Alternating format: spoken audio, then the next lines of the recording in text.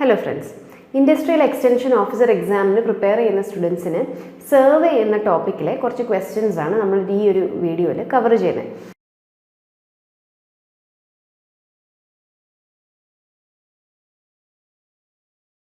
ഈ 2023-2024 കാലയളവിൽ കേരള PSCയിൽ ഈ പർട്ടിക്കുലർ സിലബസിൽ നിന്നും അതായത് സർവേയുടെ നമുക്ക് IEOയിൽ പഠിക്കാനുള്ള പോർഷനിൽ നിന്നുള്ള ക്വസ്റ്റ്യൻസ് ആണ് നമ്മൾ ഈ ഒരു വീഡിയോയിൽ കവർ ചെയ്യുന്നത്.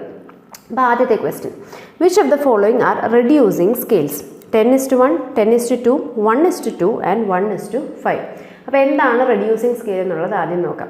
അപ്പോൾ പലപ്പോഴും നമുക്ക് വരയ്ക്കാനുള്ള ഒന്നുകിൽ ഡ്രോയിങ്സിലേക്ക് അല്ലെങ്കിൽ പ്ലാനുകളിലേക്ക് അല്ലെങ്കിൽ മാപ്പിലൊക്കെ വരയ്ക്കേണ്ടപ്പോൾ നമുക്ക് original size of the drawing അല്ലെങ്കിൽ original size of the body object നമുക്ക് അതേപോലെ തന്നെ ഡ്രോയിങ്സിലേക്ക് കൊണ്ടുവരാൻ പറ്റത്തില്ല. അപ്പോൾ അതിനെ ഒന്നുകിൽ ചെറിയ സൈസാക്കിയായിരിക്കും വരയ്ക്കുന്നത് അല്ലെങ്കിൽ വലിയ സൈസാക്കിയായിരിക്കും വരയ്ക്കുന്നത്. അപ്പോൾ ഇങ്ങനെ സൈസ് മാറ്റി വരയ്ക്കേണ്ടപ്പോൾ അതിനെ മെഷർ ചെയ്യാനായിട്ട് നമ്മൾ യൂസ് ചെയ്യുന്ന ഒരു ടേമാണ് representative fraction. Representative fraction is defined as ratio of length of the object on the drawing by actual length of the object. അപ്പോൾ ഇങ്ങനെ നമ്മൾ സ്കെയിൽ മാറ്റി വരയ്ക്കുമ്പോൾ ഈ സ്കെയിൽസിനെ നമുക്ക് മൂന്നായിട്ട് ക്ലാസിഫൈ ചെയ്യാം: reducing scale, enlarging scale and full size scale. ഇപ്പോൾ റെഡ്യൂസിങ് സ്കെയിൽ എന്ന് വെച്ചാൽ രണ്ടാമത്തെ ടേം, അതായത് നമ്മൾ ജനറലി പറയുമ്പോൾ 1:10 അല്ലെങ്കിൽ 1:50, അതായത് രണ്ടാമത് വരുന്ന ടേം വലുതായിരിക്കും. അതായത് ഒറിജിനലി ഉള്ള ഒബ്ജക്റ്റിൻ്റെ സൈസിനേക്കാൾ തീരെ കുറഞ്ഞ സൈസിലായിരിക്കും നമ്മൾ ഡ്രോയിങ്ങിൽ അതിനെ റെപ്രസെൻറ്റ് ചെയ്യുന്നത്. ഇപ്പോൾ എക്സാമ്പിൾ പറയുവാണെങ്കിൽ ഒരു 10 meters ഉള്ള റോഡിനെ 1 meter ഉള്ള റോഡായിട്ടായിരിക്കും ഡ്രോയിങ്ങിൽ കാണിക്കുന്നത്. ഇപ്പോൾ ഈ 1:10 എന്നുള്ളത് അവിടെ ഒരു റെഡ്യൂസിങ് സ്കെയിലാണ്. അപ്പോൾ ഇതായിരുന്നു നമുക്ക് ക്വസ്റ്റ്യനിൽ ചോദിച്ചിരുന്നത്. അപ്പോൾ ഈ തന്നിരിക്കുന്ന ഓപ്ഷൻസിൽ 1:2ഉം 1:5ഉമാണ് ഇതിൽ റെഡ്യൂസിങ് സ്കെയിലായിട്ട് വരുന്നത്. അപ്പോൾ correct answer will be option C. 3 and 4 ആണ് ഇതിൽ റെഡ്യൂസിങ് സ്കെയിലായിട്ട് തന്നിരിക്കുന്നത്. ഇനി മറ്റ് രണ്ട് ടൈപ്സ് ഓഫ് സ്കെയിലൂടെ ഒന്ന് ബ്രീഫായിട്ട് പറഞ്ഞേക്കാം. രണ്ടാമത്തെ ടൈപ്പാണ് എൻലാർജിങ് സ്കെയിൽ. എൻലാർജിങ് സ്കെയിൽ എന്ന് വെച്ചാൽ ഒരു ചെറിയ ഒബ്ജക്റ്റിനെ, ഇപ്പോൾ എക്സാമ്പിൾ പറയുവാണെങ്കിൽ ഒരു പെൻസിലിനെ നമ്മൾ വലുതായിട്ട്, അതായത് ഒരു 5 centimeter സൈസുള്ള പെൻസിലിനെ ഞാനൊരു 10 centimeter സൈസിൽ ലെങ്ത്തിൽ ഞാനൊരു പേപ്പറിൽ വരയ്ക്കുവാണെങ്കിൽ അതൊരു എൻലാർജിങ് സ്കെയിലാണ്. അപ്പോൾ അവിടെ നമുക്ക് ആദ്യം വരുന്ന ഡിജിറ്റ് വലുതായിരിക്കും compare to the second digit. അതായത് 10:1 അല്ലെങ്കിൽ 5:1 അല്ലെങ്കിൽ 20:1, ഇതെല്ലാം എൻലാർജിങ് സ്കെയിൽസ് ആണ്. പിന്നുള്ളത് ഫുൾ സൈസ് സ്കെയിലാണ്. ഫുൾ സൈസ് സ്കെയിൽ എന്ന് വെച്ചാൽ ഒറിജിനലി ആ ഒബ്ജക്റ്റിൻ്റെ സൈസ് എത്രയാണോ അതേ സൈസിൽ തന്നെ ആയിരിക്കും നമ്മൾ ഡ്രോയിങ്ങിൽ അത് വരയ്ക്കുന്നത്. അതായത് 5 centimeter ഉള്ള ഒരു പെൻസിലിനെ 5 centimeter ആയിട്ട് തന്നെ ഡ്രോയിങ്ങിൽ വരയ്ക്കുവാണെങ്കിൽ അതൊരു ഫുൾ സൈസ് സ്കെയിൽസ് ആണ്. അപ്പം 3 ടൈപ്പ് സ്കെയിൽ പഠിച്ചു: reducing scale, enlarging scale and full size scale. Reducing scale ആണെങ്കിൽ രണ്ടാമത്തെ ഡിജിറ്റ് ആയിരിക്കും വലുത് വരുന്നത്. അതായത് ആക്ച്വൽ ഒബ്ജക്റ്റിൻ്റെ സൈസിനേക്കാട്ടിലും ചെറിയ സൈസിലായിരിക്കും നമ്മൾ ഡ്രോയിങ്ങിൽ അത് റെപ്രസെൻറ്റ് ചെയ്യുന്നത്. എൻലാർജിങ് സ്കെയിൽ ആണെങ്കിൽ ഒറിജിനലി ഉള്ള ഒബ്ജക്റ്റിൻ്റെ സൈസിനേക്കാട്ടിലും വലിയ സൈസിലായിരിക്കും നമ്മളത് ഡ്രോയിങ്ങിൽ വരയ്ക്കുന്നത്. പിന്നുള്ളത് ഫുൾ സൈസ് സ്കെയിൽ. ഇപ്പോൾ ഒറിജിനലി എത്ര ആയിരുന്നു ഒബ്ജക്റ്റിൻ്റെ സൈസ് അതേ സൈസിൽ തന്നെയാണ് നമ്മൾ ഡ്രോയിങ്ങിൽ അതിനെ റെപ്രസെൻറ്റ് ചെയ്യുന്നത്. ഇതാണ് നമുക്ക് പഠിക്കാനുള്ള 3 ടൈപ്പ് സ്കെയിൽസ്. ഇനി അടുത്ത question, an actual length of 5 meter of A room is represented as 25 mm length on drawing. Representative fraction of the drawing is. അപ്പോൾ നമ്മൾ നേരത്തെ പറഞ്ഞു റെപ്രസെൻറ്റേറ്റീവ് ഫ്രാക്ഷൻ കണ്ടുപിടിക്കാനുള്ള നമ്മുടെ ഇക്വേഷൻ. ഇപ്പോൾ ന്യൂമറേറ്ററിൽ നമുക്ക് ഡ്രോയിങ്ങിലുള്ള ലെങ്ത്തും കൊടുക്കും, ഡിനോമിനേറ്ററിൽ ആക്ച്വൽ ഒബ്ജക്റ്റിൻ്റെ ലെങ്ത്തുമാണ് കൊടുക്കുന്നത്. അപ്പോൾ ഇവിടെ നമ്മൾ ഡ്രോയിങ്ങിലുള്ള ലെങ്ത്ത് 25 mm ആണ്, ആക്ച്വലി ഉള്ള ലെങ്ത്ത് 5 meters ആണ്. അപ്പോൾ നമ്മളെപ്പോഴും റെപ്രസെൻറ്റേറ്റീവ് ഫ്രാക്ഷൻ അല്ലെങ്കിൽ സ്കെയിൽ കണ്ടുപിടിക്കാൻ നേരം ഒരേ യൂണിറ്റിൽ വേണം ന്യൂമറേറ്ററും ഡിനോമിനേറ്ററും ഇടാൻ. അപ്പോൾ ഞാനിവിടെ mm തന്നെ റെപ്രസെൻറ്റ് ചെയ്യുവാണ് എങ്കിൽ 25/5 meter പകരം 5000 mm എന്ന് റെപ്രസെൻറ്റ് ചെയ്തു. അപ്പോൾ അതിൽ നിന്ന് ക്യാൻസൽ ഔട്ട് ആയി പോകുമ്പോൾ നമുക്ക് 1/200 എന്ന് കിട്ടും. അപ്പോൾ correct answer will be option D, 1/200. അടുത്ത question, in which type of survey the shape of the earth is taken into account? Options: geological survey, geodetic survey, plane survey, none of these. Okay, ഇവിടെ ഇപ്പോൾ ഓപ്ഷൻസിൽ തന്നിരിക്കുന്നത് ആദ്യം geological survey ആണ്. Geological survey കൊണ്ട് ഉദ്ദേശിക്കുന്നത് നമ്മുടെ എർത്തിൻ്റെ ക്രസ്റ്റിലുള്ള പല ലെയേഴ്സിനെ, അതായത് റോക്ക് ഫോർമേഷൻസിനെ, പല സോയിൽ സ്ട്രാറ്റ, ഇതിനെയെല്ലാം സ്റ്റഡി ചെയ്യാനായിട്ട് നമ്മൾ ചെയ്യുന്ന സർവേയാണ് ജിയോളജിക്കൽ സർവേ. ഇനി രണ്ടാമത്തെ ജിയോഡറ്റിക് സർവേ ആണ്.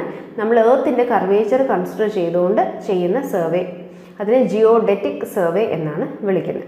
അപ്പോൾ നമുക്ക് 2 ടൈപ്പ് സർവേ ചെയ്യാം: ജിയോഡറ്റിക് സർവേയും ചെയ്യാം, പ്ലെയിൻ സർവേ ചെയ്യാം. പ്ലെയിൻ സർവേ ആണ് ചെയ്യുന്നതെങ്കിൽ നമ്മൾ എർത്തിൻ്റെ ഷേപ്പ് പ്ലെയിൻ ആണ് എന്ന് കൺസിഡർ ചെയ്തുകൊണ്ടാണ് ചെയ്യുന്നത്. അപ്പോൾ ചെറിയ ഏരിയയുടെയൊക്കെ സർവേ, അതായത് ഒരു 200 km² താഴെ വരുന്ന ഏരിയയുടെ സർവേ അല്ല നമുക്ക് പ്ലെയിൻ സർവേ ആയിട്ട് ചെയ്യാം. അവിടെ നമുക്ക് എർത്തിൻ്റെ കർവേച്ചർ കൺസിഡർ ചെയ്യേണ്ട കാര്യമില്ല. എന്നാൽ ലാർജ് ഏരിയാസൊക്കെ, അതായത് മാപ്പൊക്കെ പ്രിപ്പയർ ചെയ്യുന്ന നേരം, ഇന്ത്യയുടെ മാപ്പ് പ്രിപ്പയർ ചെയ്യുന്ന നേരം, അപ്പം അങ്ങനെയൊക്കെ വരുമ്പോൾ ലാർജ് ഏരിയാസ് കൺസിഡർ ചെയ്യുമ്പോൾ നമുക്ക് എർത്തിൻ്റെ കർവേച്ചറൂടെ കൺസിഡർ ചെയ്യണം. അപ്പം അങ്ങനെ എർത്തിൻ്റെ കർവേച്ചർ കൺസിഡർ ചെയ്യുന്ന type of survey is called geodetic survey. Option B. Which is the carrier for distance measurement in almost all total stations? അപ്പോൾ ടോട്ടൽ സ്റ്റേഷൻ എന്ന ഇൻസ്ട്രുമെൻറ്റിനെ കുറിച്ച് നമ്മൾ പഠിച്ചതാണ്. അപ്പോൾ അവിടെ ഈ ഡിസ്റ്റൻസ് മെഷർമെൻറ്റിനായിട്ട് യൂസ് ചെയ്യുന്ന കാരിയർ വേവ് ഏതാണ് എന്നാണ് ചോദിച്ചിരിക്കുന്നത്. ഓപ്ഷൻസിൽ radio waves, infrared rays, X rays and gamma rays. അപ്പോൾ ടോട്ടൽ സ്റ്റേഷനിൽ നമ്മൾ യൂസ് ചെയ്യുന്നത് ഇൻഫ്രാറെഡ് വേവ്സ് ആണ്. ഇൻഫ്രാറെഡ് വേവ്സ് യൂസ് ചെയ്തിട്ടാണ് നമ്മൾ ഈ ഡിസ്റ്റൻസ് മെഷർമെൻറ്റ് ചെയ്യുന്നത്. അടുത്ത question. The main principle of survey is work from whole to part for preventing accumulation of errors, refer during survey work, identify main survey lines, none of these. അപ്പം principle of survey നമുക്ക് 2 principles of survey ഉണ്ട്. അതിൽ ആദ്യത്തേതാണ് working from whole to part. അതായത് നമ്മൾ outside ബൗണ്ടറിയിൽ survey ചെയ്തിട്ടായിരിക്കും interior ലൊക്കേഷൻസിലേക്ക് നമ്മൾ സർവേ കൊണ്ടുവരുന്നത്. അപ്പോൾ ഈ ഒരു പ്രോസസ്സ് ചെയ്യാൻ കാരണം എറേഴ്സ് റെഡ്യൂസ് ചെയ്യാൻ, മിനിമൈസ് ചെയ്യാൻ വേണ്ടിയിട്ടാണ്. അപ്പോൾ the correct answer is option A, preventing accumulation of errors. Which measurements are taken at right angles to the chain line of a survey work? Perpendicular offset, oblique offset, ranging, tie line. അപ്പോൾ നമ്മൾ survey work ചെയ്യാൻ നേരം നമ്മുടെ main ലൈനിൽ നിന്നും perpendicular ആയിട്ട് offset എടുക്കുന്നതിനെ നമ്മൾ perpendicular offsets എന്നാണ് വിളിക്കുന്നത്. റൈറ്റ് ആംഗിൾ ഓഫ്സെറ്റ്, അതായത് പെർപെൻഡിക്കുലർ ആയിട്ട് ഓഫ്സെറ്റ്സ് എടുക്കുന്നു. ഒബ്ലീക്ക് ഓഫ്സെറ്റ് എന്ന് പറയുമ്പോൾ ഈ 90 ഡിഗ്രി അല്ലാതെ വേറൊരു ആംഗിളിൽ നമ്മൾ ഓഫ്സെറ്റ് എടുക്കുമ്പോൾ അതിനെ ഒബ്ലീക്ക് ഓഫ്സെറ്റ് എന്ന് വിളിക്കും. റേഞ്ചിങ് എന്ന് പറയുന്നത് 2 പോയിൻറ്റ്സിൻ്റെ ഇടയ്ക്ക് നമ്മളൊരു ഇൻ്റർമീഡിയറ്റ് പോയിന്റ് ഫിക്സ് ചെയ്യുന്നതിനെയാണ് റേഞ്ചിങ് എന്ന് വിളിക്കുന്നത്. ഇനി ടൈ ലൈൻ എന്ന് ഉദ്ദേശിക്കുന്നത് നമ്മൾ സർവേ ചെയ്യാൻ നേരം നമ്മൾ ഈ സർവേ ലൈൻസ് നമ്മൾ ഫിക്സ് ചെയ്യാറുണ്ട്. അതിൽ മെയിൻ സ്റ്റേഷൻസിനെ തമ്മിൽ കണക്ട് ചെയ്യുന്ന ലൈൻസാണ് മെയിൻ ലൈൻസ്. അതേപോലെ മെയിൻ സ്റ്റേഷൻസിനുള്ളിൽ ഇൻ്റർമീഡിയറ്റ് പോയിന്റ്സ്, ടൈ സ്റ്റേഷൻസ് നമ്മൾ എടുക്കാറുണ്ട്. ഈ ടൈ സ്റ്റേഷൻസിനെ തമ്മിൽ കണക്ട് ചെയ്യാൻ യൂസ് ചെയ്യുന്ന ലൈൻസാണ് ടൈ ലൈൻസ്. അപ്പോൾ ഇവിടെ കറക്റ്റ് ആൻസർ വരുന്നത് ഓപ്ഷൻ എ ആണ്, perpendicular offsets. The limit of error in 30 metre chain as per BIS. Okay, ഇപ്പോൾ ചെയിൻ സർവേയിങ് നമ്മൾ ചെയ്യാൻ നേരം ഈ ചെയിൻ നമുക്കറിയാം it is made of metal. അപ്പോൾ അതുകൊണ്ട് തന്നെ ഈ അറ്റ്മോസ്ഫിയറിക് ടെമ്പറേച്ചർ ചേഞ്ചസ് ഒക്കെ കാരണം ഇതിൻ്റെ എക്സ്പാൻഷനും കോൺട്രാക്ഷനും ഒക്കെ ഉണ്ടാവും. ഇതുകൊണ്ട് തന്നെ ഈ ചെയിൻ മെഷർമെൻറ്റ്സിൽ എറേഴ്സും വരാനുള്ള ചാൻസസ് ഉണ്ട്. അപ്പോൾ നമ്മുടെ BIS, bureau of Indian standards, ഓരോ ലെങ്ത്തിലും ഇത്ര എറർ വരെ പെർമിറ്റ് ചെയ്തിട്ടുണ്ട്. അപ്പോൾ അതെത്ര എന്നുള്ളത് അറിഞ്ഞിരിക്കണം, ഇമ്പോർട്ടൻ്റ് ആണ്. 1 മീറ്ററിനുള്ളിൽ ±2 mm വരെ എറർ പെർമിറ്റഡ് ആണ്. 5 മീറ്റേഴ്സിനുള്ളിൽ ±3 mm, 20 മീറ്റർ ചെയിൻസിൽ ±5 mm ആൻഡ് 30 മീറ്റർ ചെയിൻസിൽ ±8 mm വരെ എറർ BIS പ്രകാരം പെർമിറ്റഡ് ആണ്. അപ്പോൾ ഇവിടെ ക്വസ്റ്റ്യൻ ചോദിച്ചിരുന്ന 30 മീറ്റർ ചെയിൻ്റെ പെർമിറ്റഡ് എറർ ആയിരുന്നു. അപ്പോൾ the answer is option B, ±8 mm.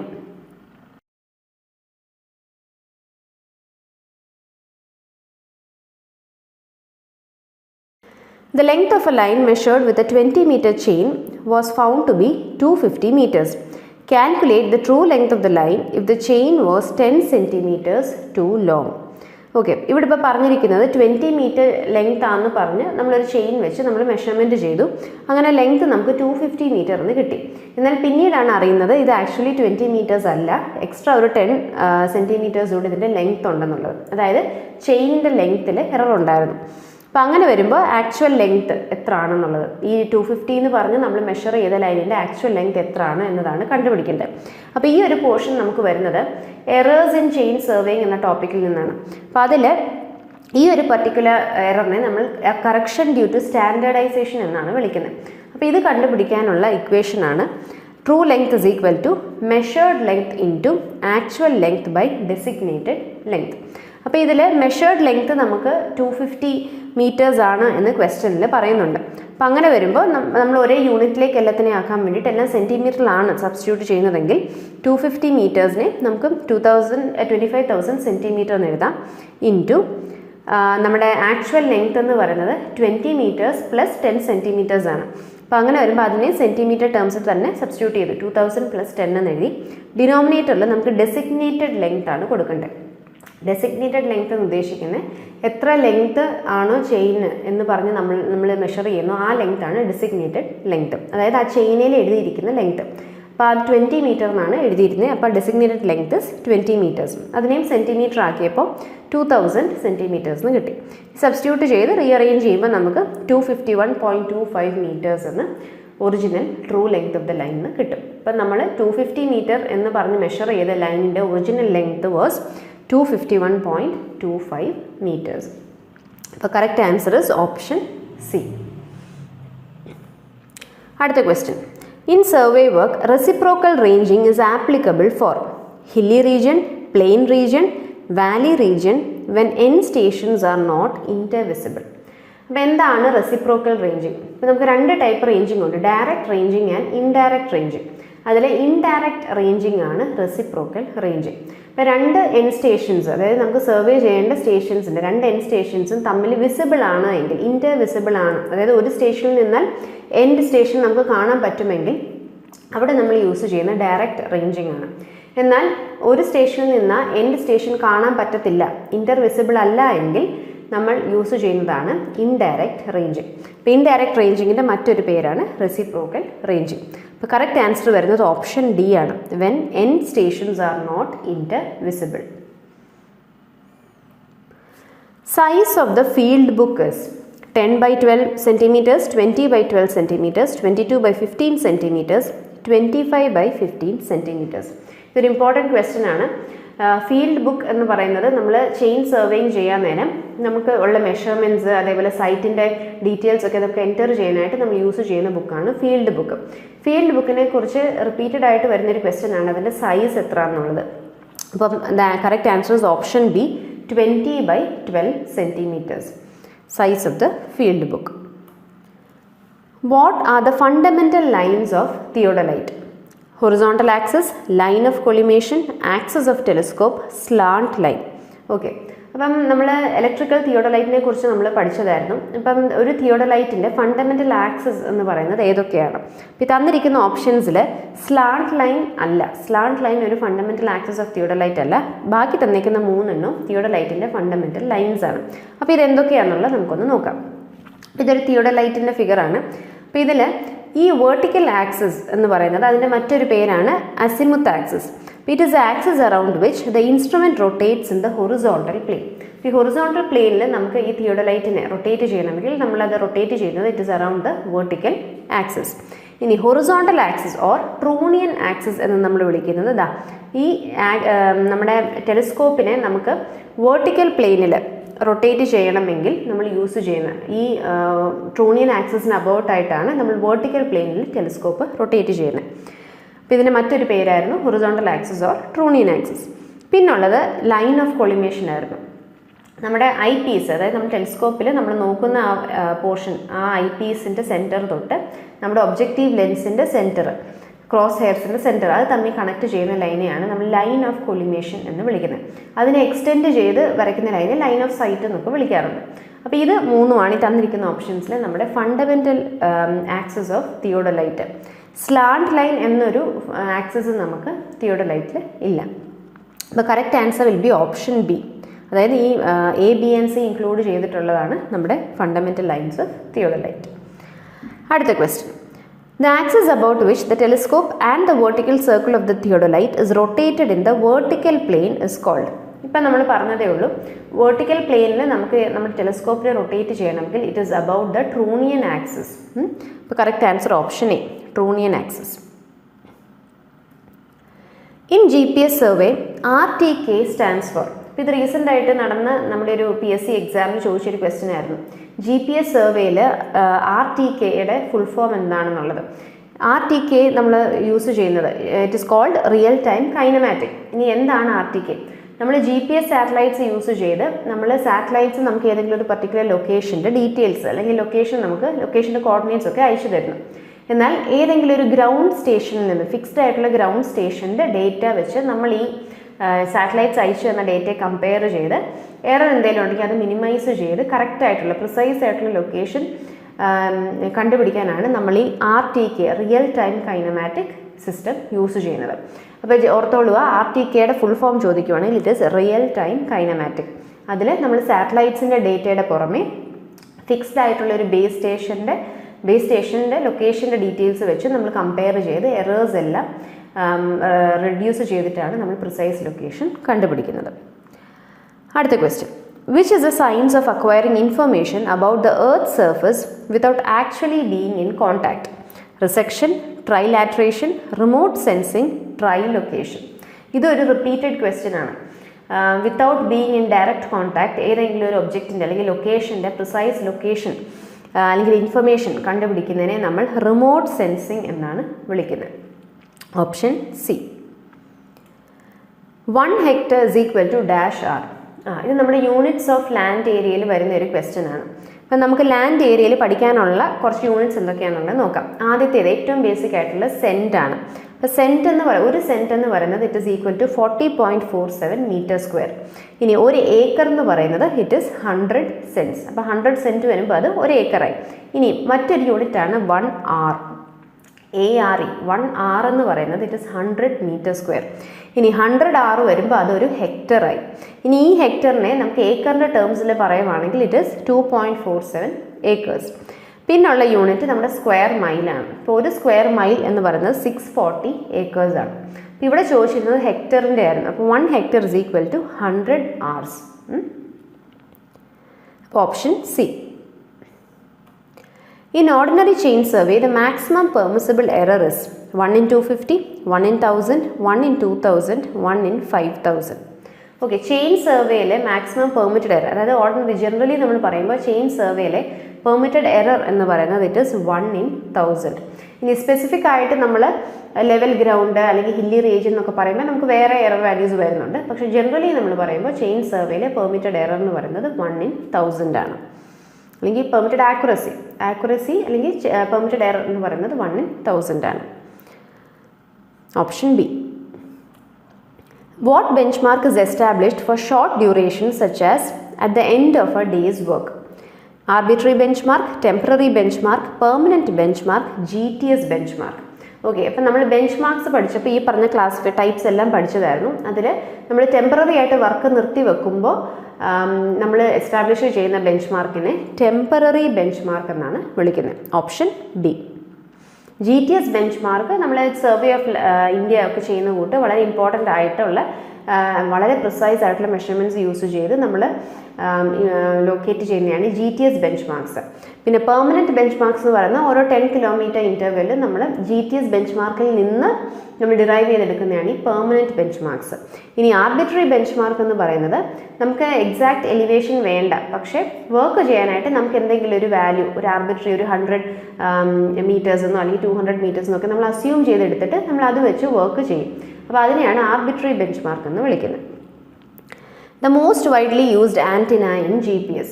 ഇതൊരു റീസെൻ്റ് ആയിട്ടുള്ള എക്സാമിന് ചോദിച്ച ക്വസ്റ്റ്യൻ ആയിരുന്നു. GPS-ൽ നമ്മൾ യൂസ് ചെയ്യുന്ന ആൻറ്റിന എന്ന് പറയുന്നത് it is microstrip antenna. Microstrip antenna എന്ന് വെച്ചാൽ അതിൽ പല പാനൽസ്, നമ്മൾ മെറ്റാലിക് പാനൽസ് അടുക്കി വെച്ച് ഇങ്ങനെ യൂസ് ചെയ്യുന്ന ടൈപ്പ് ആൻറ്റിനയാണ് microstrip antenna. Correct answer option D. Microstrip antenna is the most widely used antenna in GPS as it is circular or rectangular shaped metallic patch above the ground plane.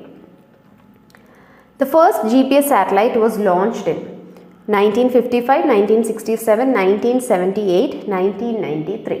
അപ്പം നമ്മുടെ GPS സാറ്റലൈറ്റ്സിൽ 24 satellite ഉണ്ട് എന്ന് നമുക്കറിയാം. പക്ഷേ അതിൽ ആദ്യത്തെ satellite launch ചെയ്തത് 1978-ലാണ്. അപ്പോൾ 1978-ൽ ആദ്യത്തെ സാറ്റലൈറ്റ് ലോഞ്ച് ചെയ്തു. അങ്ങനെ ബാക്കി പുറകെ സാറ്റലൈറ്റ്സ് ലോഞ്ച് ചെയ്ത് അവസാനം 24 സാറ്റലൈറ്റ്സും ഓർബിറ്റിൽ വന്ന് ഈ GPS വർക്ക് ചെയ്യിപ്പിച്ച് തുടങ്ങിയത് 1993-ലാണ്. അപ്പം GPS തുടങ്ങിയ ടൈം ചോദിക്കുവാണെങ്കിൽ ഇറ്റ് ഇസ് 1993. പക്ഷേ ആദ്യത്തെ സാറ്റലൈറ്റ് ലോഞ്ച് ചെയ്ത വർഷം ചോദിക്കുവാണെങ്കിൽ it is 1978. Which type of wave is use to operate EDM? ഇപ്പോൾ EDM എന്തായിരുന്നു? നമുക്കറിയാം, it is a distance measuring instrument. അപ്പോൾ ഈ EDM മെഷർമെൻറ്റ്സിലായിട്ട് നമ്മൾ യൂസ് ചെയ്യുന്ന വേവ് ഏതാണ്? Ultrasonic wave, electric wave, electro magnetic wave, all of these. EDM-ൽ നമ്മൾ ഇലക്ട്രോ മാഗ്നറ്റിക് വേവ് ആണ് യൂസ് ചെയ്യുന്നത്.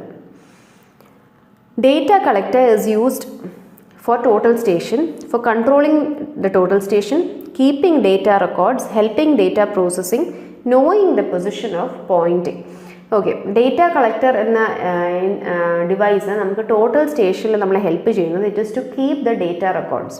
ഈ കൺട്രോളിങ് ദ ടോട്ടൽ സ്റ്റേഷൻ അതേപോലെ ഡേറ്റ പ്രോസസ്സിംഗ് എല്ലാം മൈക്രോ പ്രോസസ്സറിൻ്റെ ഫംഗ്ഷനായിട്ടാണ് വരുന്നത്. ഡേറ്റ റെക്കോർഡ്സ് സ്റ്റോർ ചെയ്യുക എന്നതാണ് നമ്മുടെ ഡേറ്റ കളക്ടറിൻ്റെ യൂസ്. അപ്പോൾ correct answer option B. How the chain is adjusted if the chain is found to increase in length than the standard length? By lengthening the links at handle, by inserting new rings as required, by removing some of the rings, by straightening the bend of links. അപ്പോൾ നമ്മൾ chain എടുക്കാൻ നേരം initially പറഞ്ഞ ലെങ്ത്തിനേക്കാട്ടിൽ കൂടുതലാണ് length.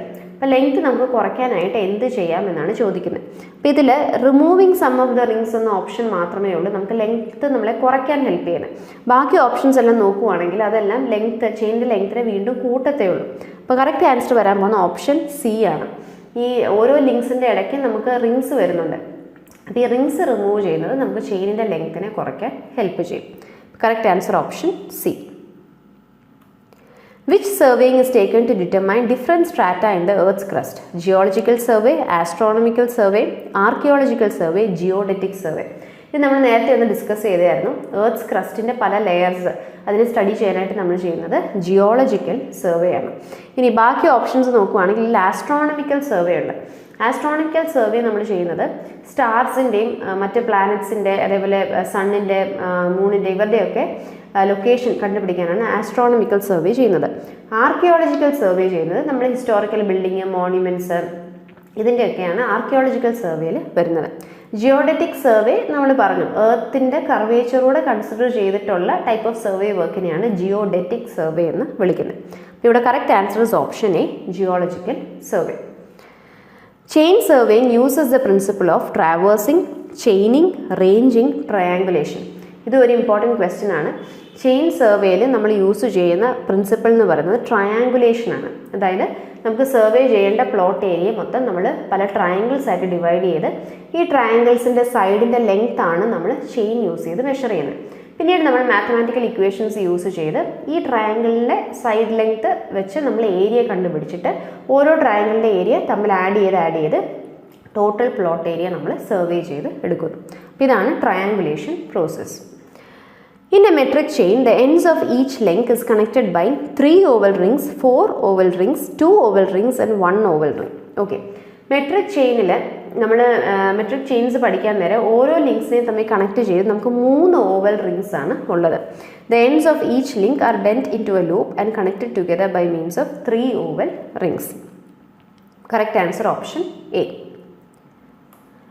Which is used to measure the accuracy of the framework of survey? Baseline, check line, tie line, subsidiary line. ഇത് ഒരു important question ആണ്, പല പ്രാവശ്യം ചോദിച്ചിട്ടുമുണ്ട്. അപ്പം സർവേ വർക്കിൻ്റെ ആക്യുറസി ചെക്ക് ചെയ്യാനായിട്ട് നമ്മൾ യൂസ് ചെയ്യുന്ന ലൈനിനെ check line or proof line എന്നും വിളിക്കാറുണ്ട്. അപ്പം ബേസ് ലൈൻ എന്ന് പറയുന്നത് നമ്മൾ സർവേ ലൈൻസ് ലേ ചെയ്യുമ്പോൾ അതിൽ ഏറ്റവും ലെങ്ത് കൂടിയ ലൈനെയാണ് ബേസ് ലൈൻ എന്ന് വിളിക്കുന്നത്. ടൈ ലൈൻ അല്ലെങ്കിൽ സബ്സിഡറി ലൈൻ രണ്ട് സെയിം ആണ്. അത് എന്ന് പറയുന്നത് ഈ ടൈ സ്റ്റേഷൻസിനെ തമ്മിൽ കണക്ട് ചെയ്യുന്ന ലൈനാണ് tie lines or subsidiary lines. Check line or proof line ആണ് നമ്മുടെ ആക്യുറസി ഓഫ് സർവേ വർക്ക് അത് മെഷർ ചെയ്യാനായിട്ട് നമ്മൾ യൂസ് ചെയ്യുന്ന lines. Correct answer option B. Where single line field book is used in surveying? Ordinary work, small scale work, large scale survey with detailed work, precision work. Okay, നമുക്ക് field ബുക്സിൻ്റെ size നമ്മൾ നേരത്തെ discuss ചെയ്തു. 2 type field books ആണ് സർവേയിങ്ങിൽ use ചെയ്യുന്നത്.